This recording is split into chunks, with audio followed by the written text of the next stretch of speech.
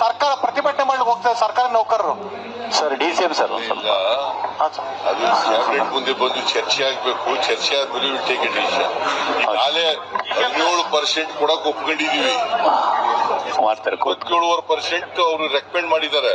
ಅದನ್ನ ಕ್ಯಾಬಿನೆಟ್ ಮುಂದೆ ಮಾಡಿ ಚರ್ಚೆ ಮಾಡಿ.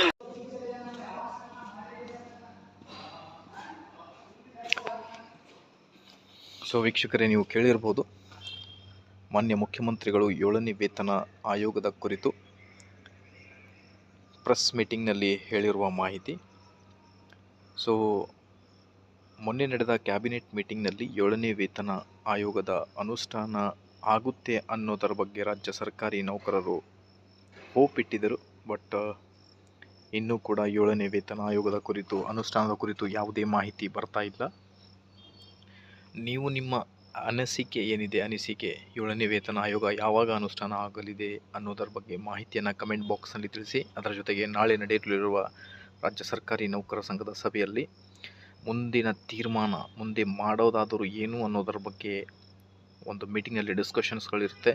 ಆ ಒಂದು ಇನ್ಫಾರ್ಮೇಷನ್ ಕೂಡ ತಮ್ಮೊಂದಿಗೆ ನಾನು ಶೇರ್ ಮಾಡ್ತೀನಿ. ಸೊ ಹಾಗಾಗಿ ವಿಡಿಯೋನ ಲೈಕ್ ಮಾಡಿ, ಅದರ ಜೊತೆಗೆ ನಮ್ಮ ಯೂಟ್ಯೂಬ್ ಚಾನಲನ್ನು ಕೂಡ ಸಬ್ಸ್ಕ್ರೈಬ್ ಮಾಡಿಕೊಳ್ಳಿ ವೀಕ್ಷಕರೇ.